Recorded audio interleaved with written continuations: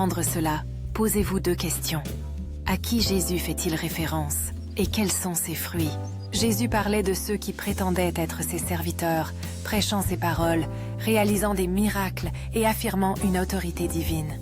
Les fruits auxquels il fait référence sont classés en 2 catégories, les bons fruits et les mauvais fruits. Les bons fruits sont des comportements produits par le Saint-Esprit, comprenant l'amour, la joie, la paix, la patience, la bonté, la gentillesse, la fidélité, la douceur et la maîtrise de soi, comme le décrit Galates 5, 22, 23. L'absence de loi contre ces qualités signifie leur origine divine. Les mauvais fruits, en revanche, sont les résultats d'une nature corrompue, tels que le sexe illicite, la perversion et la promiscuité, énumérés dans Galates 5, 19, 21. D'autres mauvais fruits incluent l'idolâtrie, la haine, la jalousie, la rage, l'égoïsme, l'envie, l'ivresse et les fêtes effrénées. Ceux qui pratiquent ces comportements n'hériteront pas du royaume de Dieu, comme averti dans Galates. Il est crucial de rester vigilant, car de faux prophètes se déguisent souvent en véritables serviteurs de Dieu. Leurs actions et comportements dans la société sont des indicateurs clés de qui sont réellement leurs partisans. Que vos actions et votre caractère soient la mesure de leur véritable nature, guidés par la parole de Dieu. La prière est vitale.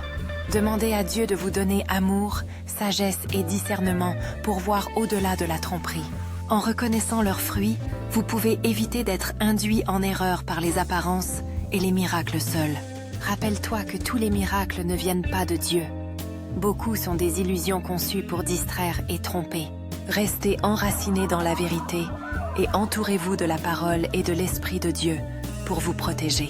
Souviens-toi que les vrais prophètes produisent de bons fruits qui reflètent l'amour et la justice du Christ.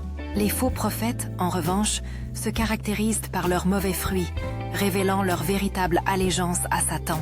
Gardez les yeux ouverts et ne vous laissez pas influencer uniquement par des spectacles spectaculaires ou des signes extérieurs. Que l'évidence de leurs fruits soit votre guide et testez toujours les esprits selon 1 Jean 4:1.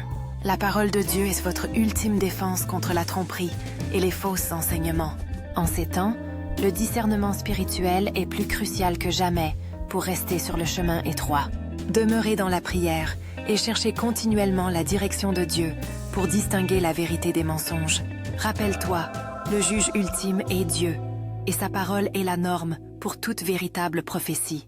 Restez vigilants et gardez votre cœur ferme dans la vérité de Dieu, la foi et l'amour, en cherchant toujours sa sagesse.